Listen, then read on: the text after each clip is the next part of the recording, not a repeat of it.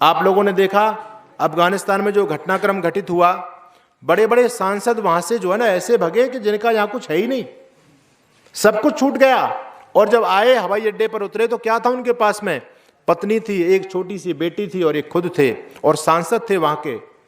पूछा कि कुछ लेके नहीं आ पाए? कहते जान बच गई, यही बहुत है। ये हालात चल रहे इस देश में। आपको जानकारी होनी चाहिए, इस देश में 4 लाख मदरसे काम कर रहे हैं, और उन मदरसों के अंदर आप क्या समझते हैं? उसमें कोई वैज्ञानिक तैयार हो रहे हैं, साइंटिस्ट तैयार होते हैं, उसमें इंजीनियर बन रहे हैं क्या? सारे के सारे मदरसों में पढ़ने वाले लोगों का एक ही उद्देश्य है कि किस प्रकार से भारत में इस्लाम को हम फैलाएं और किस प्रकार से हिंदू जाति को खत्म करें। सबका एक ही उद्देश्य है। मैंने दारुल उलूम देवबंद का भ्रमण जब किया सहारनपुर के अंदर, आपको हैरानी होनी चाहिए, एशिया का सबसे बड़ा मदरसा आपके देश में चलता है। अगर एशिया का सबसे बड़ा मदरसा पाकिस्तान, अफगानिस्तान, ईरान में होता तो कोई बात समझ में आती थी, लेकिन इस हिंदुस्तान में हमारी छाती पर एशिया का सबसे बड़ा मदरसा चल रहा है, और उस मदरसे के अंदर 6,500 विद्यार्थी उस समय थे। देखिए उन लोगों की योजना देखिए, और केवल एक मदरसा नहीं है, इस देश में 4 लाख मदरसे काम करते हैं। आपके गुरुकुल खत्म हो गए पूरी तरह से। जहां पर आपके धर्म प्रचारक तैयार होते थे, बच्चों को संस्कार दिए जाते थे, उन संस्कारों और संस्कृति के केंद्रों को पूरी तरह से खत्म कर दिया गया। आज पूरे देश से गुरुकुल खत्म, और जितने भी गुरुकुल चल रहे हैं उन सारे गुरुकुलों के बच्चों को मिला दो और एक मदरसे के बच्चों को ले आओ, मदरसों के बच्चे उनसे ज्यादा हैं। अब आप सोचोगे आपकी संस्कृति बचेगी कैसे? दनादन उनके धर्म केंद्र बढ़ते चले जा रहे हैं, हमारे गुरुकुल खत्म होते चले जा रहे हैं। और ये तो मैंने मदरसों की बात की आपके सामने, उनके इतने सारे संगठन हैं। जैसे एक संगठन का नाम है जमीयत उलेमाए हिंद, एक संगठन का नाम, और उस संगठन का टारगेट है 2028 तक भारत के 100 जिलों में हम 1 करोड़ मुसलमान नौजवानों को ट्रेंड करेंगे, यानी उनको सशस्त्र प्रशिक्षण देना उन्होंने शुरू कर दिया है। अभी कुछ दिन पहले देवबंद के अंदर उसी संगठन का एक ट्रेनिंग सेंटर खुल रहा था। वहां पर बहुत सारे हिंदूवादी संगठनों ने जाकर के उसका बहुत जबरदस्त तरीके से विरोध किया। योगी सरकार ने तत्काल संज्ञान लिया, और योगी जी ने आने वाली परिस्थिति को बहुत अच्छी तरह से भांप करके तत्काल वहां पर एक ATS का ट्रेनिंग सेंटर स्थापित कर दिया।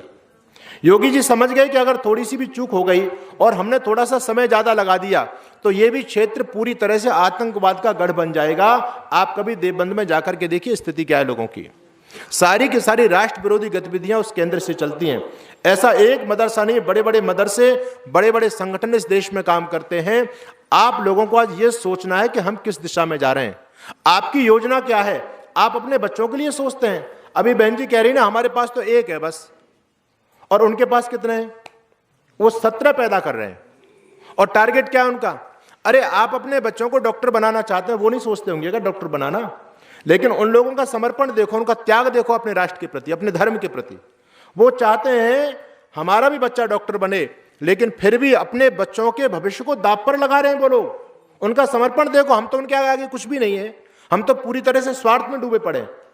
अपने बच्चों को हम गुरुकुल में नहीं पढ़ा सकते, अपने बच्चों को धर्म की शिक्षा नहीं दे सकते, और इतने स्वार्थी हो गए, इतने स्वार्थी हो गए, केवल एक बच्चा पैदा करते हैं। अब तुम संपत्ति खूब कमा लो, खूब बड़ी बढ़िया कोठियां बना लो, बड़े बैंक बैलेंस बना लो, बड़े बड़े प्लॉट लेकर के डाल दो, लेकिन देखो आपका एक बच्चा है। आने वाले भविष्य की आहट को सुनिए। आपका एक बच्चा है और उनके 17 बच्चे हैं। बोलो आपकी कोठियों में कौन रहेगा? आप इस गफलत में पड़े। कश्मीर में कौन रह रहा है आज?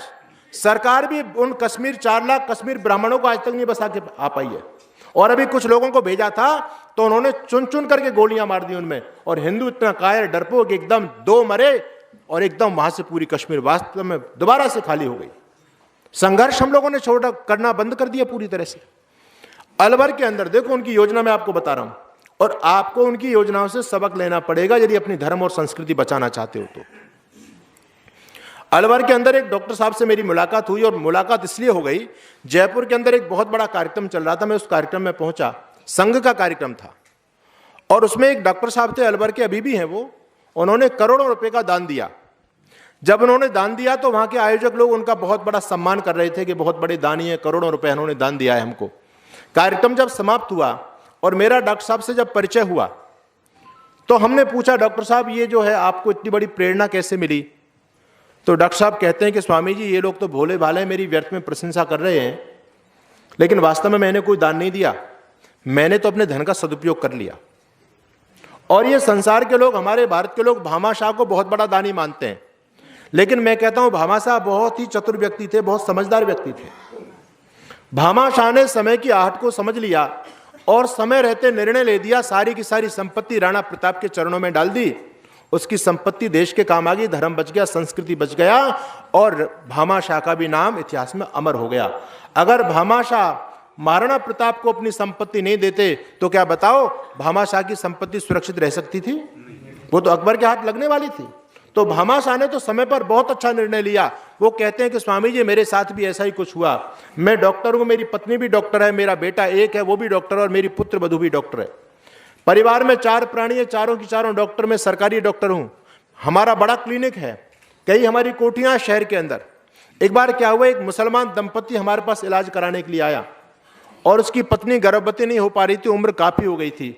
मैंने लगभग 1 साल तक उनका इलाज किया और इलाज करने के बाद जब मुझको सफलता नहीं मिली तो मैंने जैसे उनको सॉरी बोला कि भाई अब आप मां नहीं बन पाएंगी, आप बच्चा पैदा नहीं कर पाएंगे, तो वो दोनों पति पत्नी बड़े हताश हो गए, निराश हो गए। कहते मैंने संयोगवश पूछ लिया क्या इससे पहले कोई बच्चा नहीं हुआ आप लोगों पर? तो कहते हैं जी बच्चे हमारे 9 हैं।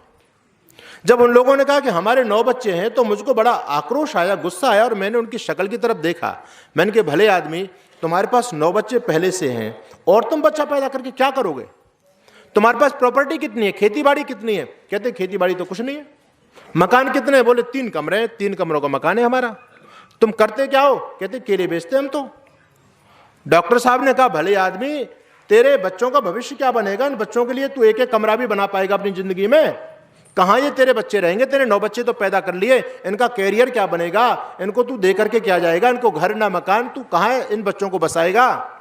तो वो डॉक्टर साहब के मुंह पर बोलता है, क्योंकि मेवात का क्षेत्र है और मेवात में मुसलमान इतनी ज्यादा संख्या उनकी बढ़ गई।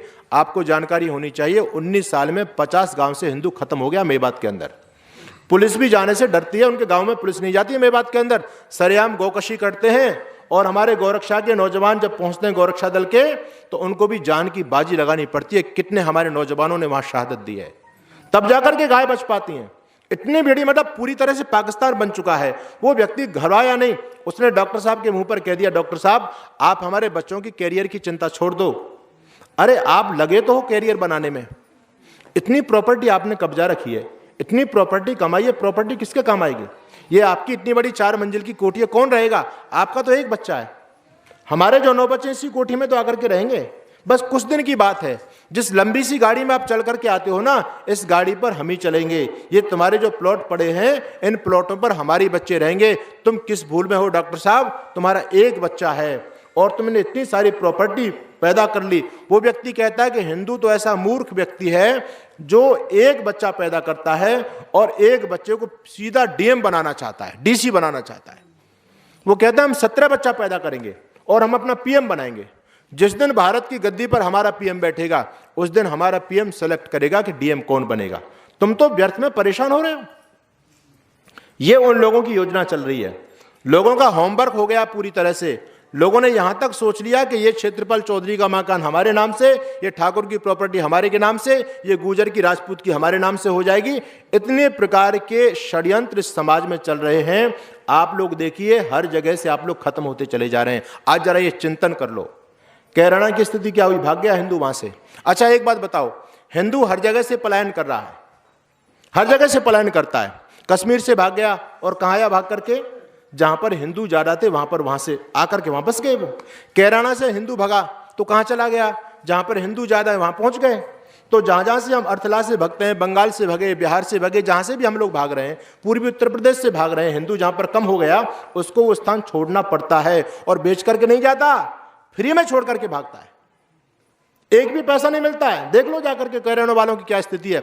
घर पर बोर्ड लगा हुआ है मकान बिकाऊ है, कोई लेने वाला ही पैदा नहीं है। और वो लोग खरीदेंगे क्यों? उनको पता ये तो रह नहीं सकता। वो जो शांति दूत वहां रह रहे हैं उनको पता है इसको एक पैसे देने की आवश्यकता नहीं है। उनमें बड़ी यूनिटी है, बहुत एकता है उन लोगों में। हमारे यहाँ तो गद्दार भरे पड़े हैं। ऐसी परिस्थिति आ जाए तो तमाम लेने के लिए तैयार हो जाएंगे। वो कहेंगे मैं उससे ज्यादा दे दूंगा, वो कहता नहीं मैं उससे ज्यादा दे दूंगा। लेकिन उनमें यूनिटी देखो, एक भी मुसलमान खरीदता नहीं है, हिंदू खरीद नहीं सकता। आखिर आदमी करे क्या? वो व्यर्थ में ही मकान को छोड़ करके चला जाता, फ्री फंड में छोड़ के चला जाता। तो हालात यहां तक मतलब आपको आज सोचने की आवश्यकता है कि वो लोग कितने मतलब एक षड्यंत्र के तहत आगे बढ़ते चले जा रहे हैं। आप जहां पर कम होते चले गए, आप स्थान को छोड़ते चले गए, वो ज्यादा हो गए, आप वहां से छोड़ के भाग गए। अच्छा बताओ, आज तो आप सुरक्षित स्थान पर पहुंच गए जहां पर हिंदू ज्यादा है, लेकिन वर्तमान समय में हिंदू घट रहा है या बढ़ रहा है? हम दिन प्रतिदिन घटते चले जा रहे हैं, और वो दिन प्रतिदिन बढ़ते चले जा रहे हैं खरपतवार की तरह, खूब दनादन। किसी के 11 लो, किसी के 23 लो, किसी के 17 लो, किसी के 15 लो, इतने इतने बच्चे पैदा कर रहे हैं। आपका एक बच्चा है, आज जहां पर आप सुरक्षित स्थान की तरफ भगे हैं, कल वहां पर वो उनकी मेजोरिटी बढ़ेगी, आपकी संख्या कम पड़ेगी, फिर आप कहां जाओगे? मान लीजिए आपने फिर वो भी स्थान छोड़ दिया, आपको पता चला भाई वहां पर हमारे भाई हिंदू ज्यादा रहते हैं, वहां जाकर के बसेंगे। वो बीमारी तो पूरे देश में फैली हुई है मुसलमानों की। आप कहां पर सोए हुए हैं? सब जगह आप जहां पर जाएंगे वहां पर पहले से वो बीमारी मौजूद है, और वो हर जगह आपकी पीछा कर रही है, जनसंख्या बढ़ाने में लगी हुई है। हालात ये होने वाले हैं कि आपके पास में कोई स्थान मिलने वाला नहीं है। कहां जाओगे बताओ? अफगानिस्तान से तो लोग दौड़ करके भारत में आ गए थे शरण लेने के लिए, क्योंकि उनको पता थी कि भारत में हमारी जान की रक्षा हो जाएगी। लेकिन आप बताओ, क्या हिंदुओं को दुनिया में कोई शरण देने वाला देश है? सिवाय हिंद महासागर में डूब मरने के अलावा हमारे पास कोई चारा नहीं है। आज हमको ये चिंतन करना पड़ेगा कि आप किस गर्दिश में सो रहे हो, अपने बच्चों के भविष्य को क्यों अंधेरे में डाल रहे हो? अपने बच्चों को तुम क्या दे करके जाओगे? ये संपत्ति तुम्हारी सुरक्षित रहने वाली नहीं है। इतिहास के प्रमाणों को देख लो। आज जिस द कश्मीर फाइल को आप लोग देख रहे हो, ज्यादा पुरानी बात नहीं है, आज से केवल 30 साल पहली बातें हैं ये। ऐसा नहीं है कि आज से 250-300 साल पुरानी घटना हो, केवल 30 साल पहली घटना है। और 30 साल बाद आज जिस मूवी को लोग थिएटर में जाकर के देख रहे हैं, आप 30 साल बाद देखना गली गली में यही होगा। द कश्मीर फाइल गली गली में चलेगी, क्योंकि तुम्हारी कोई योजना नहीं है। तुम्हारे घर में तो कुछ मिलता ही नहीं है। उनके धर्म केंद्रों को देखो, उनके घरों को देखो, सारे के सारे आतंकवाद के गढ़ बने हुए हैं। सब में हथियार मिलेंगे, तुम्हारे घर में एक डंडा भी नहीं मिलने वाला है। अभी मैं गया एक कार्यक्रम के अंदर, वहां एक आचार्य जी योजना बता रहे थे, कह रहे थे ये हथियार अपने घर में रखो, ये हथियार अपने घर में रखो, है ना, पेट्रोल बम बनाने के लिए ये रखो, इतनी लाठी रखो, फरसा रखो, बम्बल रखो, और जो ना तलवार रखो। मैंने कहा आपने सैकड़ों हथियार गिनवा दिए, लेकिन मुझे ये तो बताओ उन हथियारों को चलाएगा कौन? अरे हमारे पास उन हथियारों को चलाने वाला कोई है क्या? एक भी नहीं है। कौन चलाएगा उन हथियारों को? हमारे हथियार उनके हाथ लगने वाले हैं। इसलिए आपको जागरूक होने की आवश्यकता है। ये बहुत बड़ी राष्ट्रीय समस्या है, और इस समस्या के हल में बहुत सारे लोग लगे हुए हैं। कुछ अपने तरफ से प्रयास भी हो रहे हैं, शुद्धि का भी चक्र चलाया जा रहा है, लेकिन स्थिति बहुत भयानक है। तो इसलिए मैं आपको आज जागरूक करना चाहता हूं कि ये बहुत बड़ी एक योजना देश में चल रही है कि किस प्रकार से हिंदू को खत्म किया जाए। अनेक प्रकार के जिहाद चल रहे हैं इस देश में। आप लोगों ने लव जिहाद का नाम सुना है। 2008 में जब हम पढ़ते थे तो पहला जब ये नाम ही हमने पहली बार सुना था लव जिहाद, तो हमने सोचा लव जिहाद क्या है। उस समय कोई नहीं जानता था लव जिहाद को, लेकिन अब भारत का बच्चा बच्चा जानता है। अकेले हरियाणा से 20,000 लड़की 3 साल पहले 1 साल में लव जिहाद की शिकार बनी थी। ये सरकारी आंकड़े मैं आपके बीच में बता रहा हूं। यानी कितने सारे जिहाद। आपकी बहन बेटियों को देखो, उनकी सहन शक्ति को देखो। यहां से जो लड़कियों को लेकर के जाते हैं वो लोग, तो बाकायदा उनको पुरस्कृत किया जाता है, उनके इनाम लगे हुए हैं। अगर ठाकुर की लड़की को कोई मुसलमान लेकर के जाएगा तो इतने लाख रुपए मिलेंगे, जाट की लड़की होगी तो इतने लाख रुपए मिलेंगे, गुजर की लड़की होगी तो इतने लाख रुपए मिलेंगे। हर कास्ट के हिसाब से वहां पर पूरी तरह से पैसे तैयार मिलते हैं उन लोगों को। लेकिन हमारे यहाँ कोई हिंदू किसी मुसलमान लड़की से विवाह कर ले तो हम उसको जाति से छेक देते हैं, बोले नहीं ये तो विधर्मी बन गया, हटाओ उसको जाति से। तुम्हारा डाइजेशन सिस्टम खराब हो चुका है, तुम बचोगे कैसे? आज चिंतन ये इस बात का करो। निवेदन मैं आपके बीच में कर रहा था, एक उन्होंने जिहाद चलाया फूड जिहाद। अभी कोरोना काल चला तो आप लोगों ने देखा कि किस किस प्रकार से उनकी मानसिकता लोगों के सामने आ गई। कोई तो फलों में पेशाब कर रहा है, कोई थूक बेच रहा है ना, कोई जो भोजन बना रहे हैं तो उसमें थूक करके खिला रहे हैं। ये इनका धर्म ग्रंथ बताता है, ये कुछ गलत नहीं करते। इनका कुरान इस बात को कहती है कि जो काफिर लोग हैं उनके मुंह में थूको। इनकी कुरान इस बात को कहती है, तो थूकते हैं, तुम्हारे खाने में थूकते हैं। बार बार तुम वीडियो देखते हैं, वीडियो वायरल होते हैं, लेकिन हम ऐसे मूर्ख व्यक्ति हैं फिर भी कोई इनसे प्रेरणा नहीं लेते। हम सस्ते के चक्कर में, अपना 1 रुपया 2 रुपये बचाने के चक्कर में, इन्हीं जो है ना कठमिल्लों के चक्कर में पड़ते हैं। आप 2 रुपये बचा रहे हो, लेकिन आगे जिन लोगों के लिए आप संपत्ति को बचा रहे हो, आप सारी की सारी संपत्ति इनको ही देने वाले हो। आजकल क्या चला है? फूड जिहाद चला है इनका। आजकल देखो इन पर कोई ज़्यादा काम तो है नहीं, तो ये खाने पीने, कोई फल बेच रहा है, कोई कुछ बेच रहा है, किसी का होटल किसी ने खोल लिया। और आजकल हमारे हिंदू समाज में ये बीमारी चल गई कि हमारे यहाँ ये बहनें भी नौकरी करना इन्होंने भी शुरू कर दिया। ये हमारी संस्कृति नहीं है, ये तो कम्युनिस्ट लोगों ने हमारे परिवारों को तोड़ने के लिए एक योजना बनाई कि हिंदुओं की लड़कियों को बहकाओ और उनको नौकरी में लेके जाओ, जिससे इनके परिवार टूटेंगे। आज देखो कितने परिवार टूट गए नौकरियों के चक्कर में। हम अपनी संतान को समय नहीं दे पा रहे, संतान का निर्माण होना बंद हो गया, सारा का सारा मामला उल्टा हो गया है। हम उन लोगों के षड्यंत्र को, चाल को समझ नहीं पाए। तो क्या होता है कि हमारे घरों में ये बहनें भी नौकरी करती हैं और भाई भी नौकरी करते हैं। अब भोजन कौन बनाए, समस्या ये है।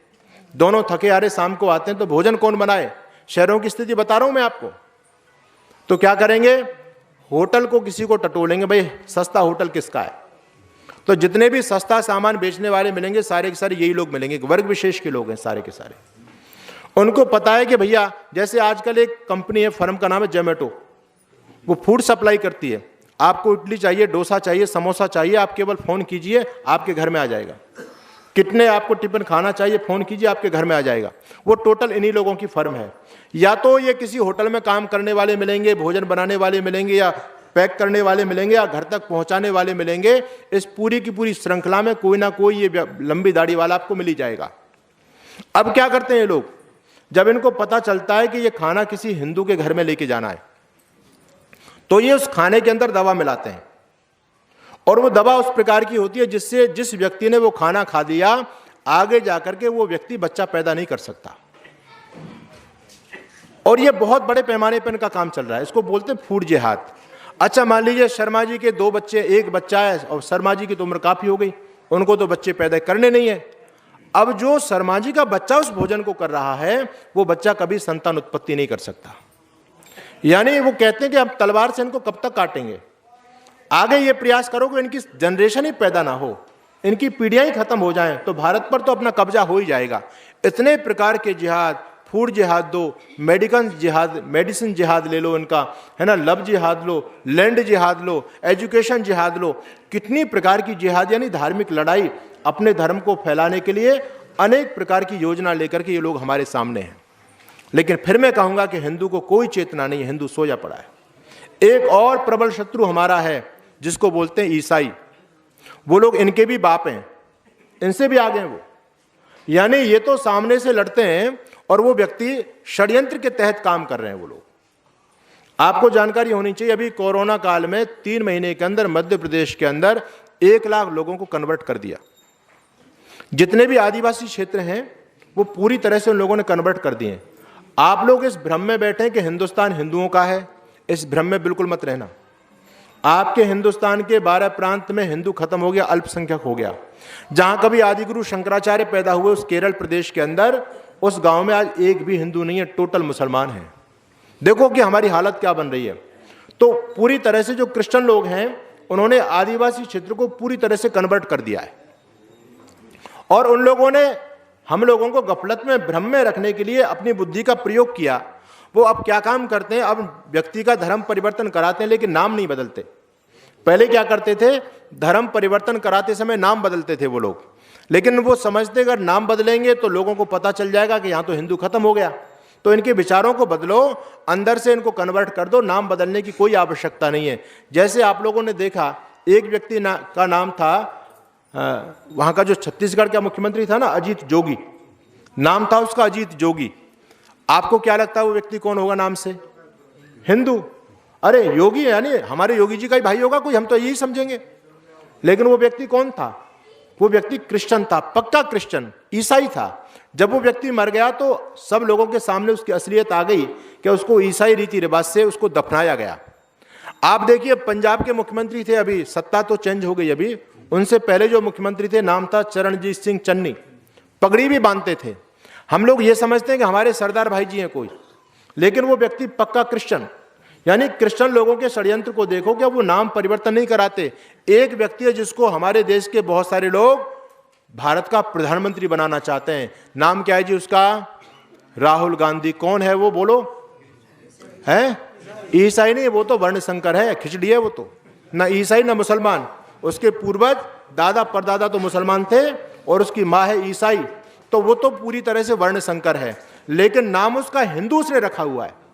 हिंदुओं को बहकाने के लिए नाम हिंदू है, और हमारे बहुत सारे हिंदू भोले भाले मेरे भाई उसको देश का प्रधानमंत्री बनाना चाहते हैं। बोले राहुल को प्रधानमंत्री बनाएंगे। अरे सोचो, राहुल गांधी प्रधानमंत्री बनेगा तो वो अपनी क्रिश्चियनिटी को बढ़ाएगा, तुम्हारे हिंदुत्व को बढ़ाएगा। जब इनकी सरकार थी तो छत्तीसगढ़ के अंदर बहुत बड़ा इन्होंने सरकारी तंत्र पर पैसा खर्च करके पूरे की पूरे क्षेत्र को कन्वर्ट कर दिया इन लोगों ने। तो इसलिए सावधान और जागरूक रहने की आवश्यकता है। आपको हैरानी होगी कि एशिया का सबसे बड़ा चर्च आपके देश में बन रहा है। पंजाब के जालंधर जिले में एशिया का सबसे बड़ा चर्च बन रहा है, और आपका एशिया का सबसे बड़ा मदरसा भी आपके देश में है। अब आप देखो कि आपके पास क्या बचने के आसार हो सकते हैं। एशिया का सबसे बड़ा चर्च, जहां पर पूरी तरह से फादर तैयार किए जाएंगे, क्रिश्चियनिटी के प्रचारक तैयार किए जाएंगे, जहां हमारे हिंदू भाइयों को कन्वर्ट किया जाएगा, वो हब पूरी की पूरी पंजाब, आज वर्तमान समय में पंजाब सबसे बड़ा ईसाइयों का गढ़ बन चुका है। और आपके हरियाणा के अंदर ऐसे ऐसे गांव है जहां पर पूरा की पूरा गांव क्रिश्चियन बन गया। कैथल जिले के अंदर एक गांव है, अब उस गांव में कोई मंदिर नहीं, मंदिर है, मंदिरों में जाता कोई नहीं है, पूरा की पूरा गांव क्रिश्चियन बन गया है। अब ये आग आपके घरों तक आ रही है। इसलिए आप अपने आप को बचाना चाहते हो तो अपने बच्चों को संस्कारों से जोड़ दो, अपनी संस्कृति से जोड़ दो। अगर आपने अपने बच्चों को संस्कार नहीं दिए तो बच्चे कन्वर्ट होने में कोई समय नहीं करेंगे। एक समय वो भी था, भगत सिंह देश के लिए कुर्बान हो गए। गुरु गोविंद सिंह के छोटे छोटे बच्चे फतेह सिंह, जोरावर सिंह को दीवार में चुनवा दिया गया इन पापी लोगों ने, लेकिन वो बच्चे कभी अपने धर्म से विचलित नहीं हुए। लेकिन आज का हमारा नौजवान है, उससे जब हम कहते हैं तो कहते हैं स्वामी जी तुम तो व्यर्थ में परेशान हो रहे हो। अरे मुसलमानों की भी हुकूमत देश में आ गई तो मुसलमान भी तो जीने का ऑप्शन देंगे। वो भी ये कहेंगे भैया या तो मुसलमान बन जाओ या मार दिया जाएगा, हम तो मुसलमान बन के जी लेंगे। अगर क्रिश्चियन लोग इस देश में उनकी सत्ता आ गई तो वो भी ये कहेंगे या तो क्रिश्चियन बन जाओ, हम क्रिश्चियन बन करके जी लेंगे। तो हम लोगों का धरातल यहां तक गिर चुका है। यानी हम लोगों ने अपने बच्चों को संस्कार नहीं दिए। एक वो गुरु गोविंद सिंह के भी बच्चे थे, एक की उम्र है 7 साल और एक की उम्र है 9 साल। एक का नाम फतेह सिंह, एक का नाम जोरावर सिंह। देखिए क्या उनको संस्कार दिए थे माता पिता ने। जब चमकौर के युद्ध के अंदर गुरु गोविंद सिंह के 2 बड़े पुत्रों का बलिदान हो गया, जुझार सिंह और अजीत सिंह जब देश के लिए काम आ गए तो फिर छोटे बच्चों पर जिम्मेदारी आ गई थी। और आपको हैरानी होगी, उन छोटे छोटे बच्चों को मुसलमान लोगों ने कैद कर लिया। और आज भी आप कभी जाइए सरहिंद के किला में, पटियाला के पास में वो किला है, कभी जाकर के देखना उन मोटी मोटी दीवारों को, जहां पर गुरु गोविंद सिंह के छोटे छोटे बच्चे इन पापियों ने दीवारों में चुनवा दिए थे।